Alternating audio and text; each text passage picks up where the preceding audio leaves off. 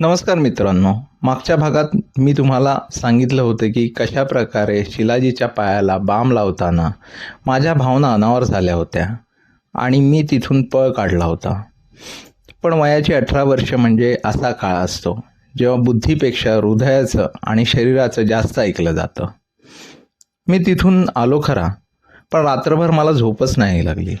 डोळ्यासमोर फक्त तिचा तो सुंदर चेहरा, तिचे ते ओले केस, तिचा स्पर्श जाणवत होता आणि मला खात्री होती तिची अवस्था माझ्यापेक्षा वेगळी नसेल. दुसऱ्या दिवशी सकाळी तिचा फोन आला. माझा श्वास एका क्षणासाठी थांबलाच. शीला म्हणाली, "हॅलो गुरु, काय करतोयस?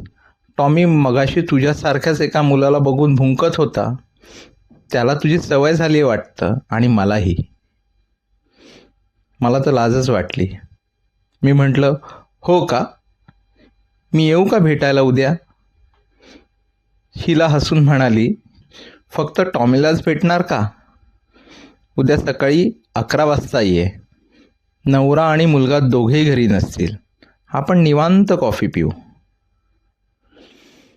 मित्रांनो, तो दिवस मी कधी विसरू शकत नाही. मी दार वाजवलं. तिने दुसऱ्या क्षणाला दार उघडलं. तिने एक अतिशय सुंदर हलक्या गुलाबी रंगाची शिफॉनची साडी नेसली होती. केस मोकळे सोडले होते आणि तिच्या अंगावरून एक महागड्या परफ्यूमचा सुगंध येत होता. सुंदर सुगंध. ती 35 वर्षाची स्त्री एखाद्या अप्सरेसारखी दिसत होती. माझं 18 वर्षाचं रक्त सळसळू लागलं होतं. आता अशी परिस्थिती आहे. काय करावं? मी एकदम बेफाम झालो होतो. शीला हसून म्हणते, "फक्त टॉमीलाच भेटणार का?" बापरे, काय करावं? विचारच माझा कन्फ्यूज झाल्यासारखं झालं. शीला, "गुरु, काल तू अचानक का निघून गेलास? तुला माझी भीती वाटते का?" गुरु, "भीती नाही शैलाजी. काल जे घडलं होतं ते मला थोडे वेगळं वाटतं. मला समजत नव्हतं मी काय करू. मी कधीच असा विचार केला नव्हता. प्लास्टिकची पिशवीचा वापर वगैरे हे माझ्यासाठी वेगळंच होतं." शिलाजींनी हळूच मला जवळ ओढलं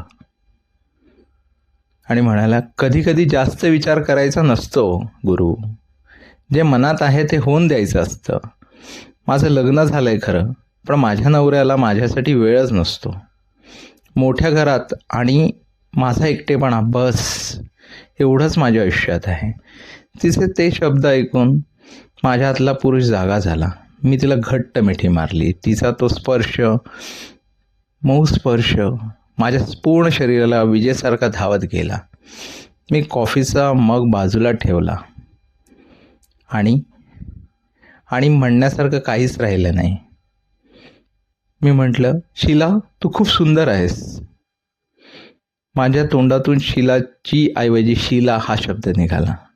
हे ऐकताच तिच्या चेहऱ्यावर एक मादक हास्य उमटलं.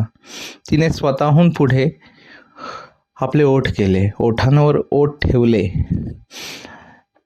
आणि काय सांगू, माझा श्वास वाढला. तिचाही श्वास माझ्यापेक्षाही जास्त वाढला.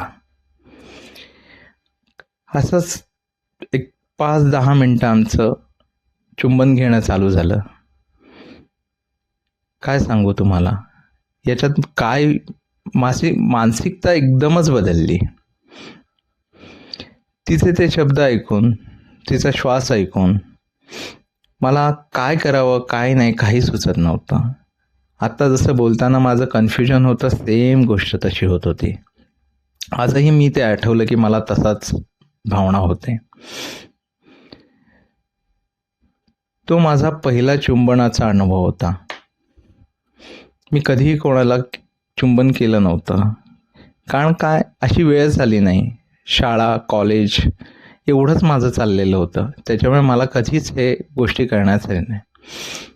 त्या दिवशी आम्ही एकमेकांच्या मिठीत खूप वेळ होतो. तो केवळ शारीरिक ओळीचा भाग नव्हता, तर एकाकी स्त्रीच्या, एक तरुण मुलगा एकमेकांना मिळालेला भावनिक आधार होता. त्या दिवसापासून आमचा एक नवा नियम बनला. रोज सकाळी मी टॉमीला ट्रेन करायच्या बहाण्याने तिच्या घरी जायचो आणि रोजच आमचं भेटणं होत होतं. आमच्या भावना एकमेकांना मिसळत होत्या. आम्ही सुंदर क्षणांचा अनुभव घेत होतो. अतिशय छान होतं. आणि रोज असं चालत असल्यामुळे एकदा शीला म्हटली, गुरु, हे क्षण असेच थांबत असे वाटते.